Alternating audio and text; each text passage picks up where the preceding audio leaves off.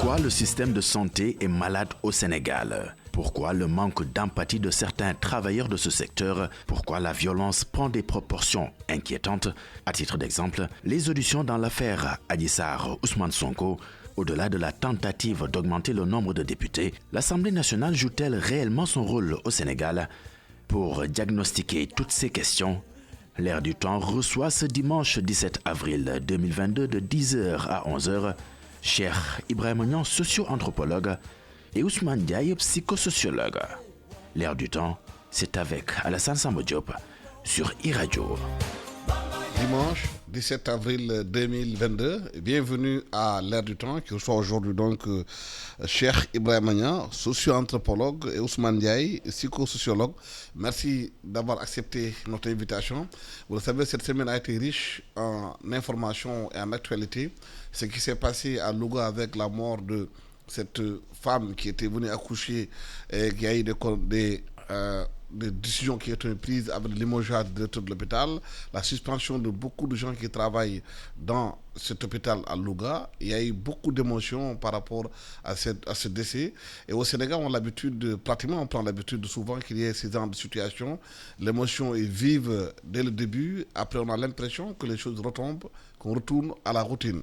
Cheikh Ibrahima Niang, vous êtes socio-anthropologue. Au Sénégal, accoucher était d'une certaine façon géré par la culture, la société sénégalaise. La modernisation est venue entrer dans la façon de faire et de faire accoucher les femmes. Et ce qui s'est passé à Louga, est-ce que c'était prévisible? Oui, Alassane Samba, si vous me permettez une petite parenthèse avant d'entrer dans le vif du sujet, mais si je ne suis pas complètement hors sujet, je voudrais d'abord présenter mes condoléances à la famille éplorée, la famille de Astou Sokhna. Et présenter aussi toute ma sympathie aux organisations de femmes qui s'occupent de ces questions, notamment les organisations traditionnelles de femmes d'Imba, à Kolda, ou à Velengara, ou à Sédhiou. Ce sont des associations traditionnelles qui, traditionnellement, depuis des siècles, prennent en charge la santé de la femme et de l'enfant, notamment règlent les problèmes de santé de la reproduction. Je voudrais aussi partager ce sentiment avec les Kanyalen qui jouent le même rôle à Ziguinchor, Oussouye et Bignona, et présenter ma sympathie et mes encouragements aux sages-femmes aussi, qui semblent être les victimes tout désignées, et avec un risque de stigmatisation sur lequel il va falloir qu'on travaille un peu. Les jeunes chercheurs et les chercheurs seniors comme Fatou Sow, Marema Touré, qui ont travaillé sur les questions de genre et dont la pertinence, l'acuité se pose actuellement en ces termes. Aussi quelques ONG comme Dalal Ak Jàmm qui travaillent sur ces questions-là. Et l'OMS aussi qui a beaucoup travaillé sur ces questions-là. Alors, est-ce que c'était prévisible? Oui, je pense que les situations de ce genre sont prévues. De toute façon, ça se déroule tout le temps. Il y a 300 000 morts, 300 000 femmes qui meurent, il y a plus de 300 000 femmes qui meurent chaque année dans le monde. Il n'y a pas catastrophe humanitaire, il n'y a pas crise humanitaire actuellement qui soit pire que celle-là, mais elle est rendue invisible. Tout autre... 300 000 morts en donnant la vie par année, en donnant la vie selon les chiffres des Nations Unies. C'est trop. Et au Sénégal, nous avons 4 ou 5 femmes qui meurent par jour au niveau du territoire du pays, avec bien sûr des zones qui sont plus vulnérables, plus exposées que d'autres, avec des inégalités par rapport à cette mortalité maternelle. Nous nous trouvons dans ces situations. Et encore, ce sont les tranches les plus actives de la population, des femmes, notamment à partir de 15 à 24 ans, qui sont les plus touchées. Chaque année, il y a plus de 100 000 jeunes femmes de cet âge-là qui meurent en donnant naissance, en donnant la vie. C'est inadmissible. Mais ces situations sont rendues, existent, l'inadmissible survient parce qu'on n'a pas réfléchi, on n'a pas travaillé, il n'y a pas eu d'engagement politique suffisamment fort au niveau planétaire pour arriver à résoudre cela. Vous avez effectivement raison de dire que l'empathie, la question de l'empathie, la question de l'humanisation des services de santé se pose avec acuité, mais aussi bien au niveau local qu'au niveau régional qu'au niveau continental et qu'au niveau mondial. Nous avons un déficit d'empathie sur lequel se reproduit des situations de ce genre. Alors, si nous posons nous posons le problème sous cet angle, il va falloir aussi qu'on essaie de voir, de se rendre compte que non seulement ce n'est que la partie visible de l'iceberg, mais c'est aussi l'indicateur d'une crise profonde des systèmes de santé. Les systèmes de santé ont atteint pratiquement leurs limites dans le cadre des paradigmes actuels. Ils sont arrivés au sommet. On est arrivé au sommet de la pyramide. Dans des situations comme ça, on retombe et on se remet en cause et on rebondit sur de nouvelles bases. C'est le grand moment d'arriver à cette déconstruction des systèmes de santé, précisément pour voir qu'est-ce qui ne va pas. Et pour finalement intégrer dans cette nouvelle réflexion ce que vous avez soulevé tout à l'heure, la culture, la naissance, l'accouchement, ce sont des phénomènes culturels, culturalisés. Donc, comment convoquer notre patrimoine culturel pour participer à une réflexion globale qui va remettre en cause le cœur du système, à savoir sa manière d'exclure, sa manière de ne pas tenir compte, sa manière de ne pas intégrer suffisamment la compassion, l'empathie et la solidarité. Nous avons l'occasion de revenir là-dessus. Comment dans les cultures traditionnelles, dans les cultures africaines, nous avons des concepts de solidarité sans lesquels nous ne pourrons pas apporter des réponses à ce problème. Ousmane Ndiaye, on a posé la question de l'empathie dans ce genre de situation. Qu'un malade vient dans un hôpital, que le médecin n'arrive pas à s'en occuper, ou bien accorde peu d'importance aux malades, surtout aux femmes qui sont en état de grossesse. Merci Alassane. Je constate d'abord qu'il faudrait présenter ses condoléances à la famille de cette défunte, Sokhna Astou Sokhna. Bon, d'une part, et d'autre part, nous sommes dans une situation qui permet de voir à un moment donné un phénomène prendre une dimension extraordinaire. Et comme vous l'avez dit, Alsan, qu'est-ce qui va se passer? Une réaction ponctuelle et on tourne la page. Ça, c'est arrivé souvent. Et on ne va pas citer des exemples, mais je pense que le docteur Ndaou l'a dit à suffisance. Il y a un nombre trop élevé de jeunes femmes qui meurent en donnant la vie. Bon. Si on en revient simplement au Sénégal, en actualisant ces chiffres-là, je pense qu'on peut, tous ces jours-ci, j'entends dire que sur l'année 2021, du côté de Kédougou ou de Tamba, il y a eu plus de 120 jeunes femmes qui ont perdu la vie en accouchant. Bon.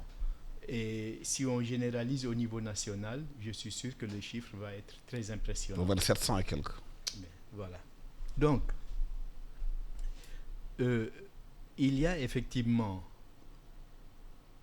ce phénomène aujourd'hui brutal qui interpelle tout le monde.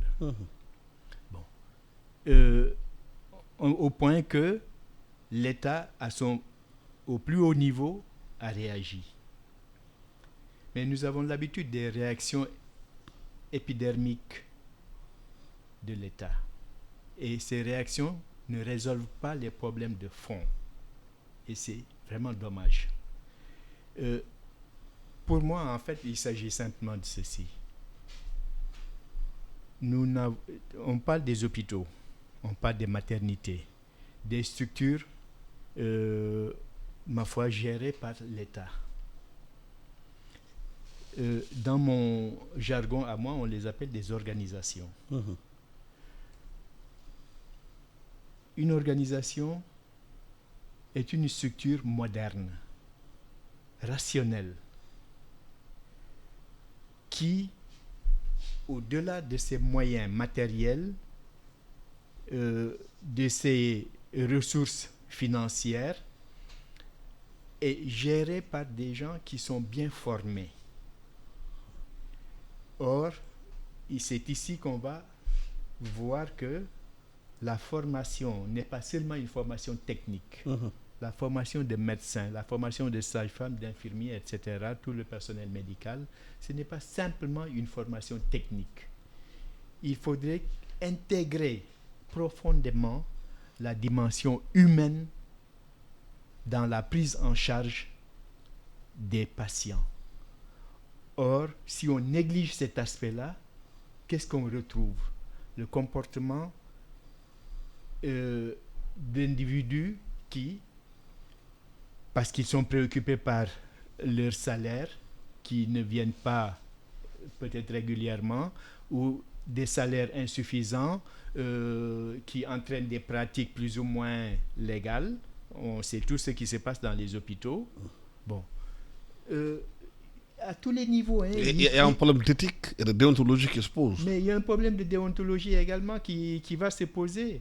Bon, écoutez, si l'État en arrive à permettre aux médecins qui sont des fonctionnaires d'avoir des activités extra-hôpital, et les malades sont renvoyés systématiquement à ces structures-là. Écoutez, ne soyez pas étonnés si, ma foi, tout le monde court après le lucre, après la recherche de l'argent. Or, c'est ce qui se passe le plus souvent. Donc c'est le système qui est malade. C'est le système qui est malade. C'est le système qu'il faut reprendre. Bon, l'État a ses responsabilités.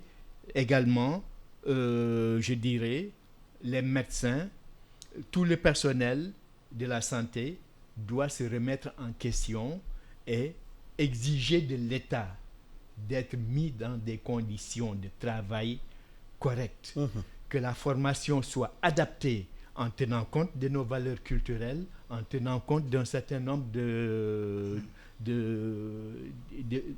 phénomènes liés à notre histoire.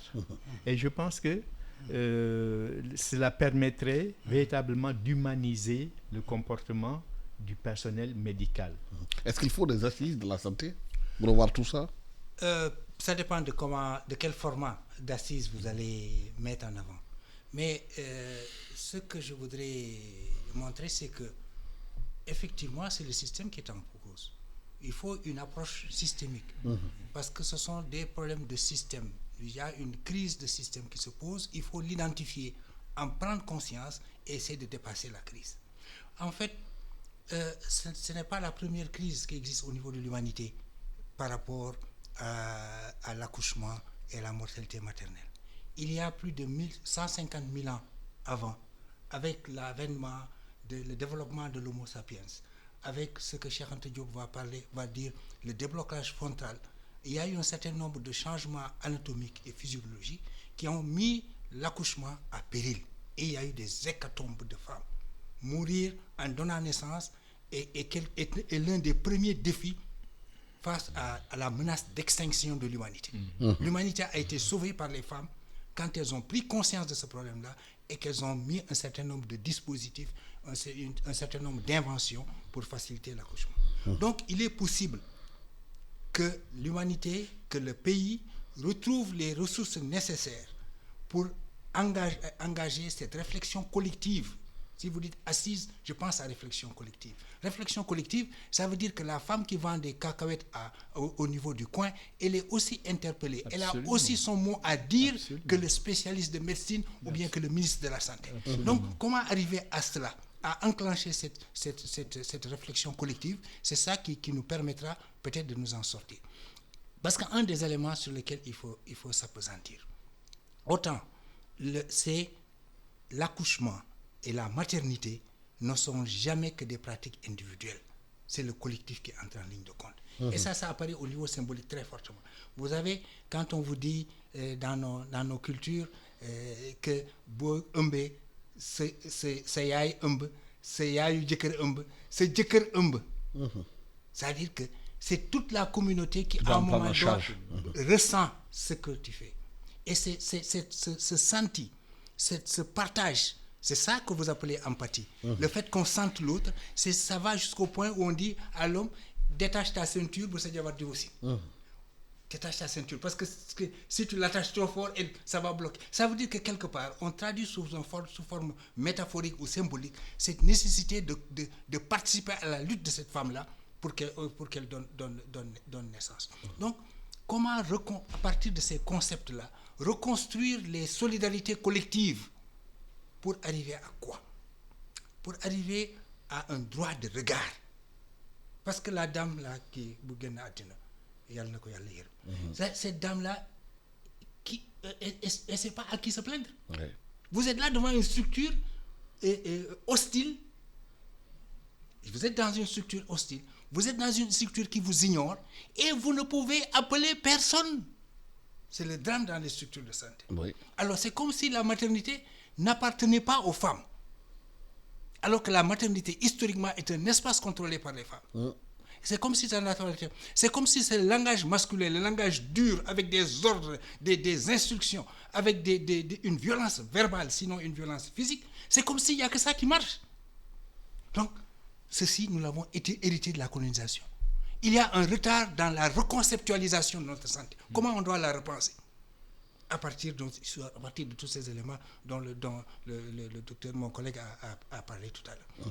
Alors, si on entre dans cette manière de voir les choses, alors on arrive à cette conclusion que les éléments critiques, il y a des éléments critiques comme par exemple, ce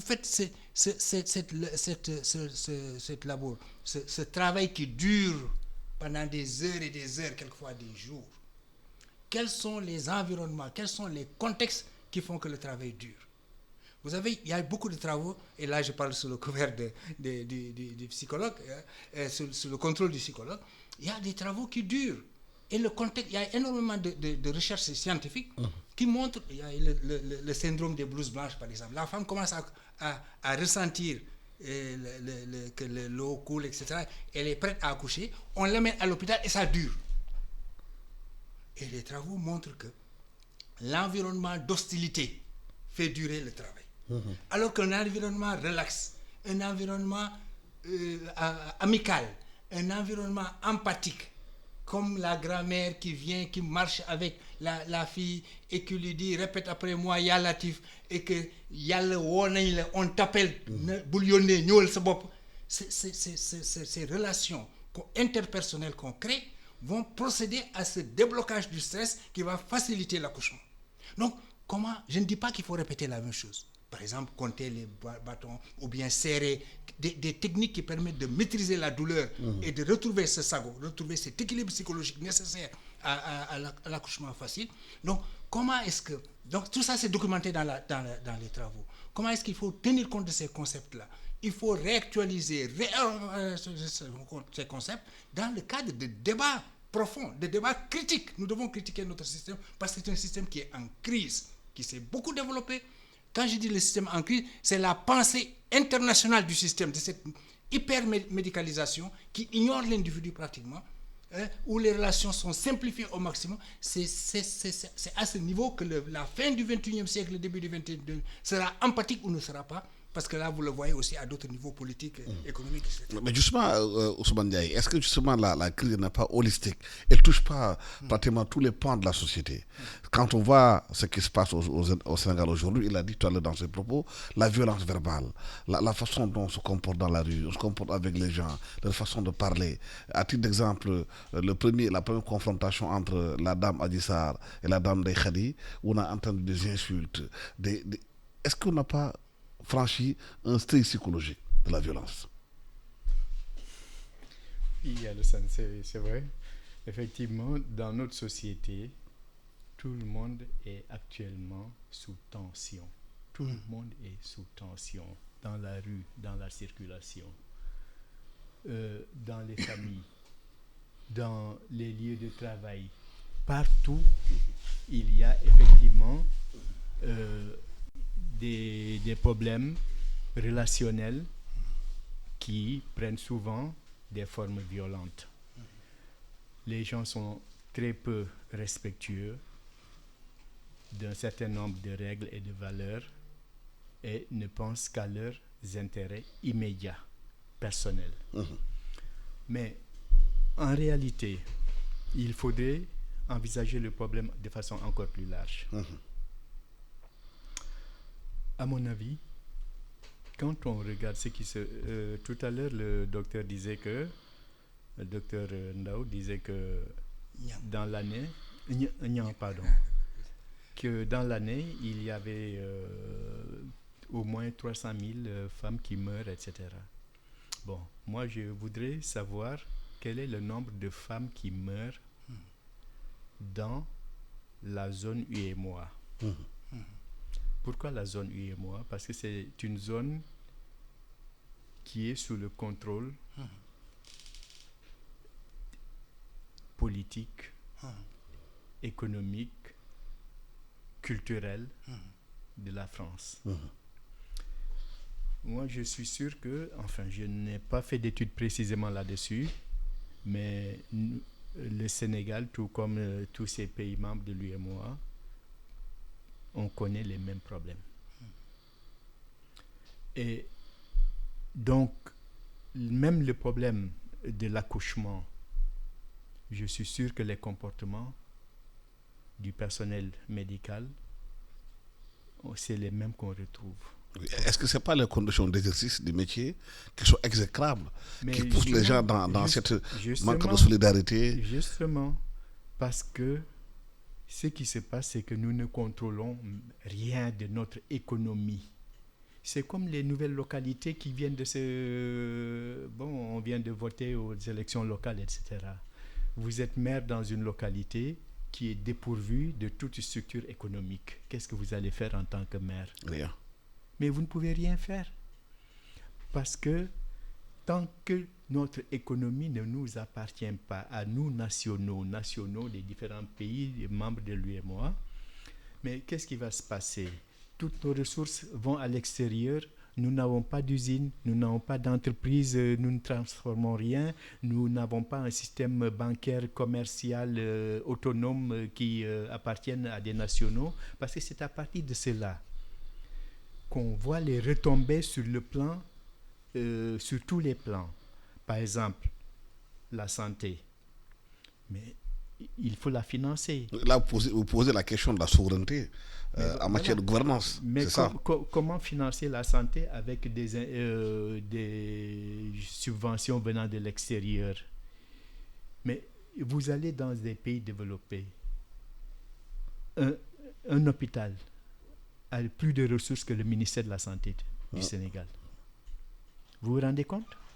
Donc, il faut nécessairement que nous nous approprions notre économie, notre pays, et que nous pensions à transformer tout cela, que ce soit l'école, que ce soit la santé, que ce soit les autres domaines de notre existence, etc. Tant que nous ne prenons pas en charge nos propres réalités, mais qu'est-ce qui va se passer? On va toujours reproduire les mêmes difficultés, les mêmes problèmes, et on fera du tafiengle, comme souvent le dit mon ami Alassane Samba Diop. Bon, mais c'est comme ça que malheureusement, nous nous trouvons dans une situation où aujourd'hui, tout le monde est énervé parce que tout le monde court après l'argent. Tout le monde court après l'argent. Et quand on voit en plus un État dans lequel des hommes et des femmes, parce qu'ils ont été nommés par décret, se retrouvent du jour au lendemain avec des milliards, alors que le pauvre travailleur vit dans des conditions misérables. Mais écoutez, ne soyez pas surpris si les gens s'énervent en allant au travail, ils s'énervent en répondant à leurs collègues, ils s'énervent en répondant... Justement, ce sont ces genres de situations qui créent le lit de la violence, c'est ça? Mais tout à fait, parce que psychologiquement, ils sont conditionnés à se défendre.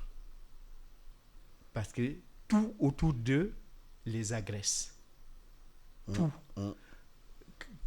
Quand c'est dans le lieu de travail, il y a beaucoup de sentiments négatifs. On envie l'autre, on voudrait prendre son boulot, on voudrait, etc., etc. Bon, dans les familles, c'est pareil. Les familles sont pleines de problèmes actuellement. Bon, etc., etc. Donc, pour revenir à notre problème précisément ici, je pense que effectivement, il faut réaliser les conditions politiques, économiques, sociales, culturelles, etc., pour que les solutions à nos problèmes soient disponibles. Parce que sinon, qu'est-ce qu'on va faire encore? On va faire du taf-yingle, on va sanctionner celui-ci, celui-là, etc. L'opinion est satisfaite plus ou moins et on oublie, on passe à autre chose. Non, c'est pas ça. Il faut trouver des solutions durables. Et ces solutions durables passent par là. Et ça permet à ce moment-là aux uns et aux autres de respirer de façon normale. Ils gèrent, ils réfléchissent, ils fonctionnent de façon tout à fait acceptable. Mais sinon, qu'est-ce qui se passe? Écoutez, c'est le struggle for life. Chacun contre tous. Je rappelle que vous suivez L'Air du Temps, qui reçoit aujourd'hui Cheikh Ibrahima Niang, socio-anthropologue, Ousmane Ndiaye, psychosociologue. Cheikh Ibrahima Niang, est-ce que cette violence symbolique et verbale, elle menace notre vivre ensemble aujourd'hui, avec tout ce qu'on voit? Si on prend prétexte aujourd'hui l'affaire Sonko, Adji Sarr, qui semble être une fracture qui divise la société, ou des insultes de gauche à droite, une intolérance extraordinaire de part et d'autre. Oui, et ce serait dommage. Ce serait dommage qu'on assiste à une bipolarisation qui nous détourne de l'essentiel. On y est presque là. Oui, mais ce serait dommage. Mais vous savez, il ne faut jamais désespérer de tout. Il est toujours possible qu'une société puise dans ses ressources et dans sa résilience les moyens de dépasser les situations conflictuelles. Nous sommes des sociétés qui insistent très fort sur la discussion, waxtaan, si le léprek, c'est-à-dire le fait de pousser une production discursive telle qu'on arrive à produire des solutions pratiques. Mais aujourd'hui, avec les phénomènes des réseaux sociaux, où n'importe qui a son portable peut insulter où il veut, comme il veut. Bien sûr. C'est pourquoi tout à l'heure, vous savez, il y a quelques ouvrages qui sont sortis il n'y a pas longtemps sur ces questions-là, où par exemple, Zaki parle de war for kindness, la guerre pour la gentillesse, pour la bonté. Or, nous sommes des sociétés de Bach. Bach va jouer un rôle très important dans le prestige et dans le capital social de l'individu. Bach, comment vous redistribuez, comment vous écoutez l'autre, comment vous écoutez sans que l'autre parle. Cette capacité-là, ce déficit, ce n'est pas seulement la société sénégalaise, elle se pose au niveau universel, au niveau global. Et certainement, certaines de ces solutions vont être d'inspiration africaine. Alors, ça veut dire que dans la parole, dans l'échange verbal, c'est à ce niveau qu'on tient compte non seulement de l'autre, mais qu'on tient compte des générations à venir. On ne discute pas de la sexualité n'importe où, n'importe comment, et on ne vulgarise pas la discussion de la sexualité. On n'utilise pas la nudité, on n'utilise pas le corps sexuel de manière sans limite, sans régulation. Il y a des manières, vous savez, les grandes personnes peuvent parler de sexe, l'enfant est à côté, il ne comprend rien à ce qu'elle dit parce qu'on a encodé le discours de telle sorte que si vous n'avez pas atteint un certain niveau de maturité et d'âge, vous ne pouvez pas comprendre ce que les Mais aujourd'hui, on assiste au contraire. Alors que c'est le contraire, parce que précisément, on va utiliser le corps, notamment le corps de la femme, on va utiliser la sexualité à des fins de positionnement politique, à des fins de lutte politique. Ça veut dire, c'est quelque chose sur lequel il faut faire attention. Parce que les ravages de cette situation peuvent être dévastatrices par rapport à l'éducation sexuelle des enfants. Mais deuxièmement, il va falloir faire attention parce que nous nous trouvons dans des sociétés, il y a une augmentation du viol, des agressions sexuelles, de la violence sexuelle. Il ne faut pas créer des situations telles que les victimes ne soient pas en mesure de dénoncer des cas qui se posent. Troisièmement, nous nous trouvons dans des situations où quand il y a violence sexuelle, quand il y a agression sexuelle, quand il y a viol, parce que toutes ces questions vont retomber sur la mortalité maternelle. Vous avez bien raison de parler d'espace émoi. La situation de la mortalité maternelle réelle dans des situations où il y a les djihadistes, il y a la guerre, il y a les instabilités, cette situation-là est souvent très peu documentée. Donc il faudrait que, quand des problèmes de ce genre se posent, qu'on ait la latitude de réfléchir à terme de manière posée, qu'on ait la latitude de mettre en avant les discussions collectives, qu'on ait la latitude d'avoir une distance critique par rapport aux informations que nous recevons, aussi bien par rapport aux médias que par rapport aux médias sociaux que par rapport aux médias officiels, pour que les gens à tête reposée puissent trouver des solutions apaisées et en même temps puissent prendre des garde-fous pour que la société apprenne des faits ou des phénomènes tels que celles que vous posez tout à l'heure. Dans cette violence verbale, il y a aussi la responsabilité des médias, de la presse. Oui, certainement. De mimétisme où tout le monde, on invite tout le monde, n'importe qui sur les plateaux, dit n'importe quoi.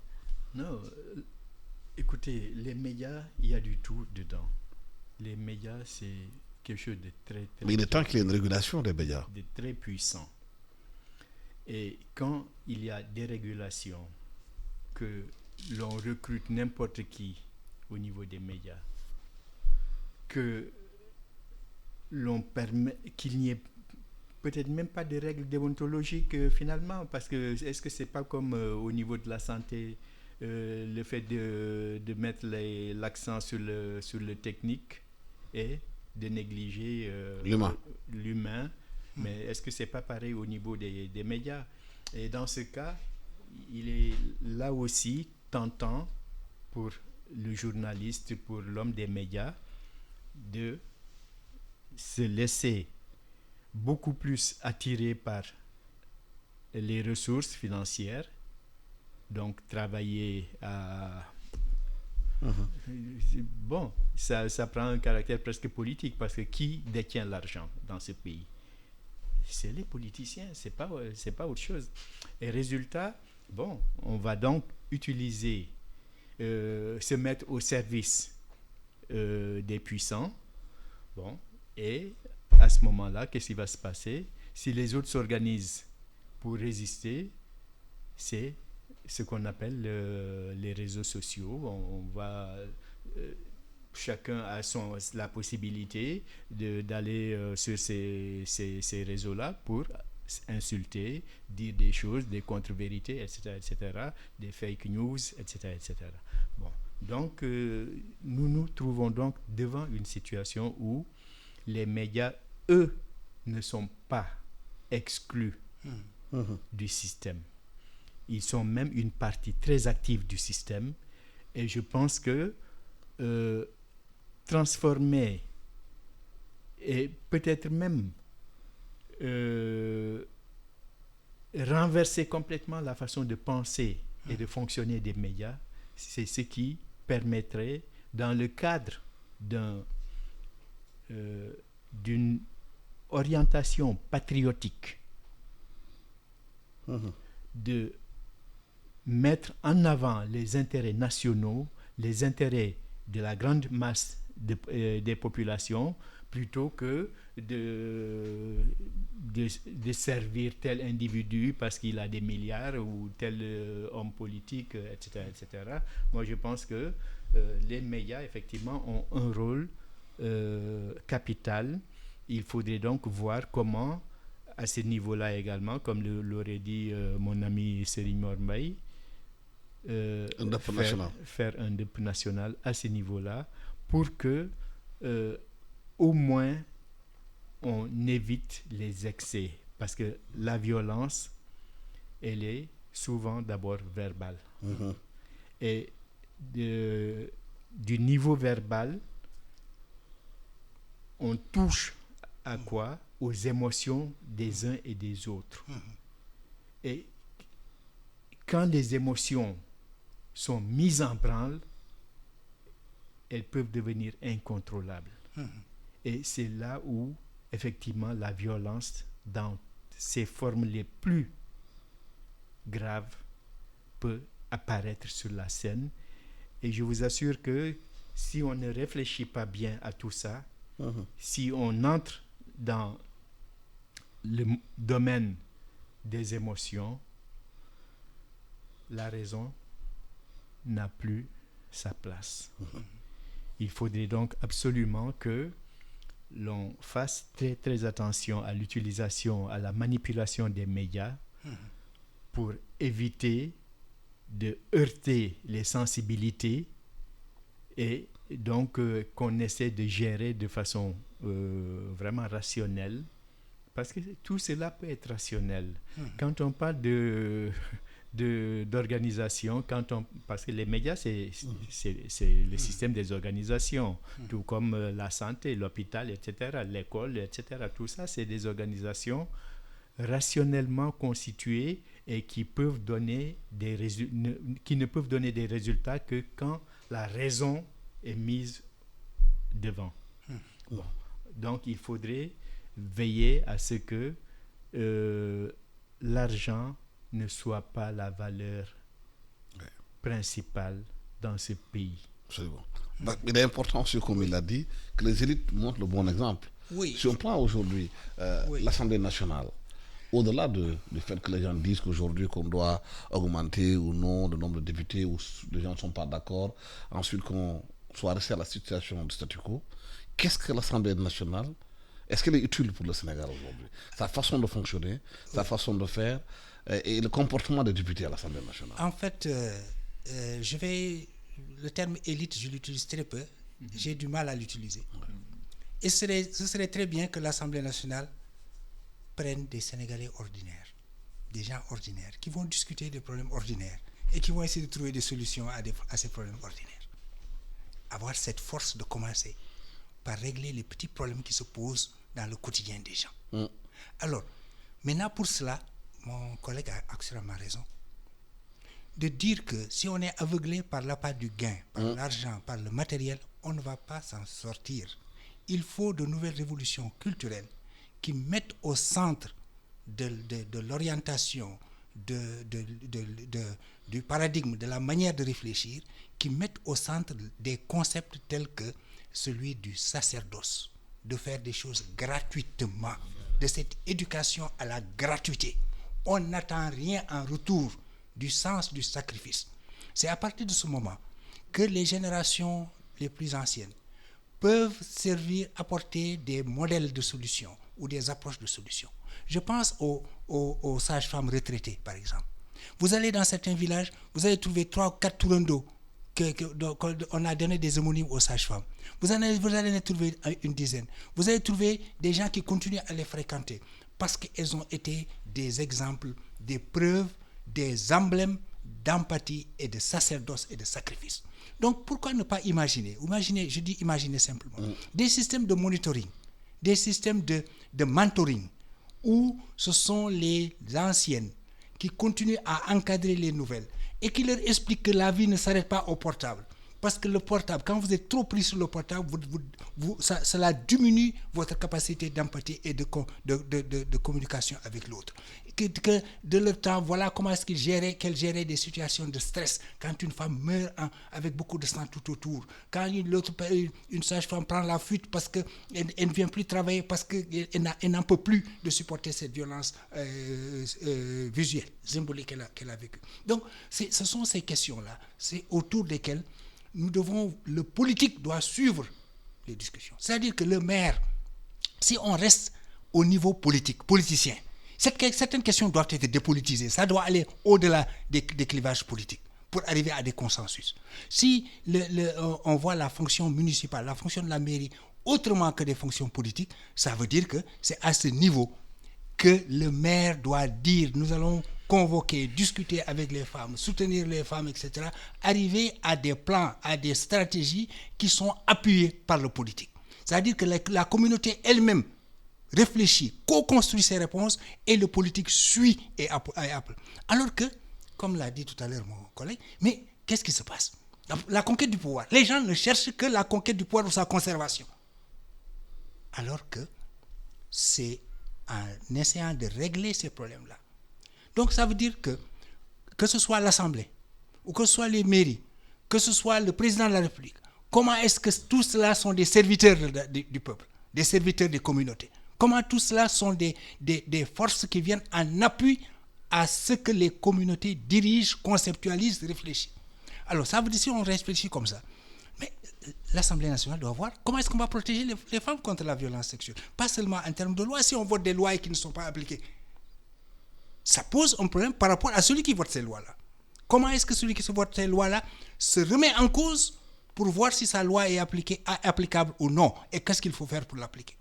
Donc, le problème de la violence sexuelle, le problème des agressions, de la violence basée sur le genre, mais c'est un terrain de réflexion qui doit être au-delà du politique.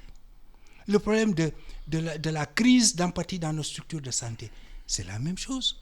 La question de comment les communautés, les plaignants, les personnes, les patients peuvent porter plainte, peuvent s'adresser à des gens, créer des systèmes de communication qui leur permettent de réagir contre des abus au niveau des systèmes. Mais ce sont des questions de société et l'Assemblée peut très bien discuter à ce niveau-là. Je termine. Oui. Maintenant, comment est-ce que nous parlons en français? Oui. Nous travaillons en français. Nous votons nos lois en français en quelque sorte. Comment est-ce qu'il faut sortir de ce cadre linguistique et culturel pour repenser, parce que chaque langue a sa manière de penser. Quand je dis accouchement en wolof et que je le dise en français ou en anglais, ce n'est pas la même idée. Oui.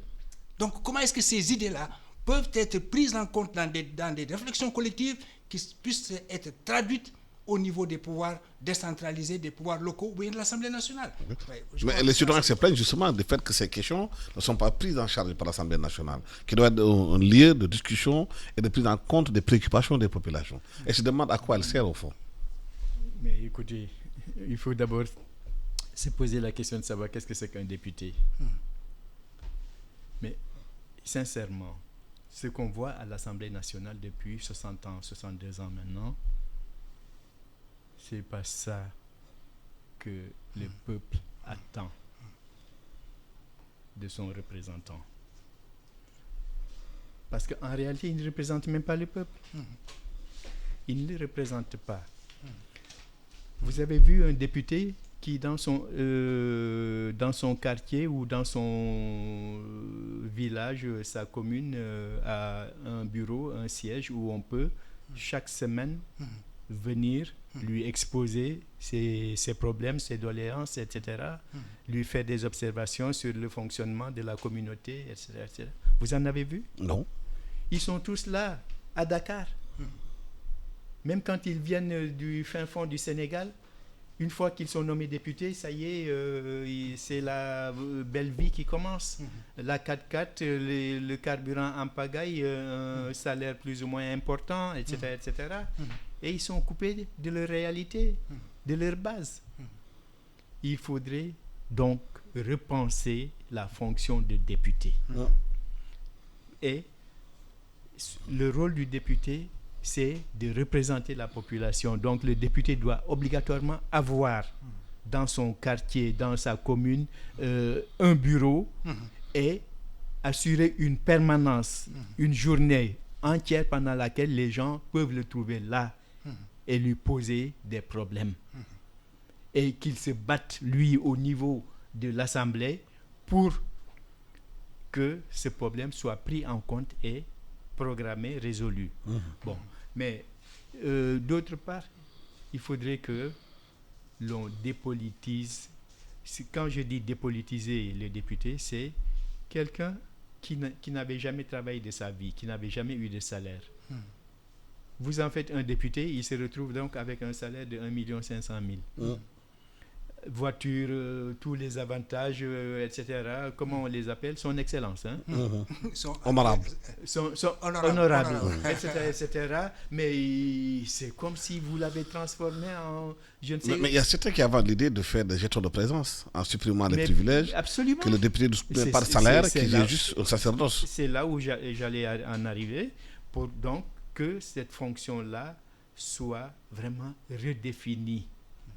Et que le député ait également les compétences pour analyser les problèmes, parce que la société moderne quand même pose des problèmes souvent difficiles sur lesquels il faut que le député soit bien informé, qu'il soit capable de donner un avis rationnel.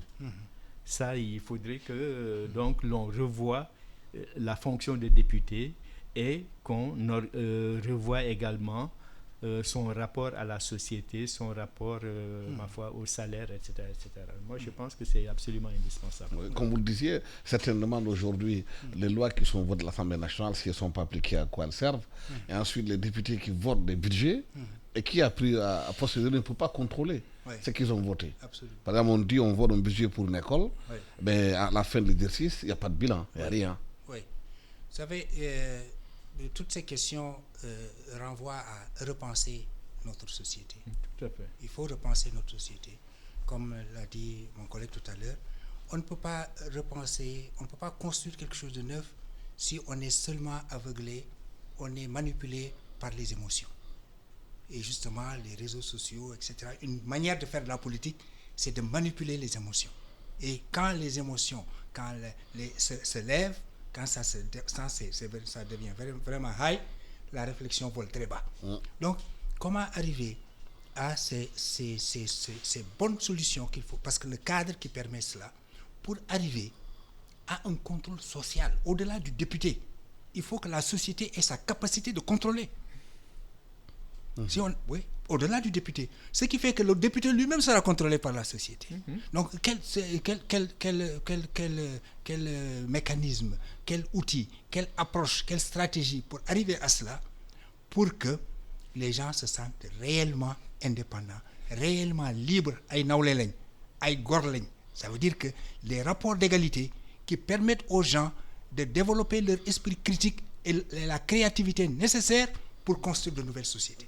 Nous sommes à l'aube de nouvelles sociétés. Soit on construit de nouvelles sociétés, ou bien on entre dans une dérive de disparition, de continuation de l'appauvrissement. On ne sera jamais capable de faire face et d'avoir la force nécessaire. Et cette question de repenser, qui doit la prendre en charge? Pardon? La question de repenser, qui doit la prendre en charge, cette question? Elle doit venir de partout. Elle doit venir de partout. Elle doit venir mais qui doit l'impulser? De partout. Il faut que si l'État n'impulse pas, que au niveau individuel et au niveau collectif, il y ait la pression nécessaire pour que l'État impulse cela. C'est-à-dire que les États ne sont pas fous. C'est-à-dire que quand ils voient que leur intérêt est en jeu, ils suivent, ils sont prêts à faire des concessions. Donc c'est un appel pour tous ceux qui réfléchissent sur ces questions, que ce soit dans le système universitaire, dans le système classique, dans le système médical, dans les organisations, dans les ONG, etc. Tous ceux qui réfléchissent sur cette question-là puissent trouver les articulations et les jonctions nécessaires en mesure de créer des dynamiques de production de nouvelles connaissances qui, si elles sont produites et sont validées, vont retourner à la société et ça va se transformer en force motrice.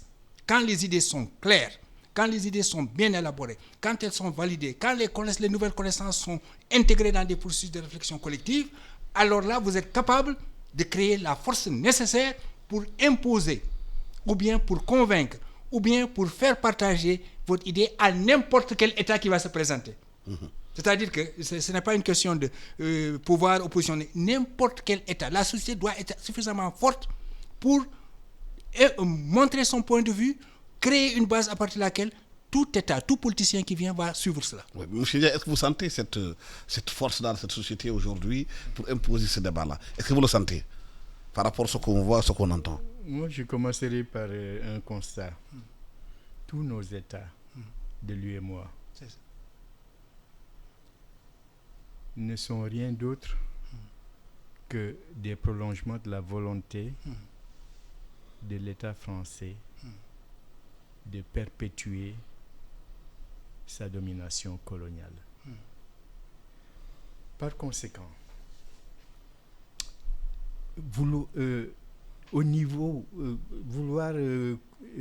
c'est un peu utopique de dire que l'opinion va changer, etc., etc. Non, c'est d'abord un problème politique. Fondamentalement, c'est un problème politique. Il faudrait donc que le pouvoir change de nature, change de camp. On est Sénégalais, et on travaille pour le Sénégal, on n'est pas français, on n'est pas pour les intérêts de la France. D'accord? À partir de ce moment-là, qu'est-ce qui va se passer? Si, effectivement, ceux qui sont au sommet de l'État pensent d'abord sénégalais, ne se soucient pas de s'enrichir individuellement, personnellement, etc., mais pensent à l'ensemble national. À ce moment-là, qu'est-ce qui va se passer? On peut développer la réflexion par rapport à des objectifs nationaux essentiels et mettre en place, construire toutes les structures et les institutions qui permettent à ce moment-là de créer les conditions effectivement de cette transformation de nos pays. Et c'est ainsi que l'on arriverait à avoir une santé, je veux dire un système de santé correct, parce que les ressources pour financer la santé seraient sur place, un système scolaire qui a également la capacité de payer correctement ses enseignants, de les payer correctement, de les mettre dans de très bonnes conditions pour qu'ils fournissent le maximum de production, et à ce moment-là, les élèves seront les mieux formés. Et je suis convaincu d'une chose, nos jeunes sont hyper intelligents. Ils sont hyper intelligents. Il faut donc que l'école soit à la hauteur, donc que les enseignants soient très correctement rémunérés, qu'ils se consacrent entièrement à leur travail, au lieu de lancer tout le temps des mots d'ordre de grève, etc., oui. etc. Et à ce moment-là, qu'est-ce qui va se passer? Mais dans tous les domaines, on va sentir le renouveau. Et ce renouveau-là, c'est la condition pour que l'on puisse véritablement résoudre la plupart de nos problèmes, y compris même le problème de l'individu en tant qu'être humain. Pourquoi? Parce qu'il va être plus serein. Il va être plus sociable. Il va s'occuper d'abord en priorité de l'intérêt collectif plutôt que de s'en mettre plein les poches, etc. etc. Moi, je pense que si on fait ça... le temps que nous avons parti est terminé. Merci infiniment à M. Ousmane Ndiaye, psychosociologue, et à Cheikh Ibrahima Magna, socio-anthropologue. À la technique, Biram Sissé, micro Alassane Sambo Diop. Excellent dimanche à tous. Merci. Mais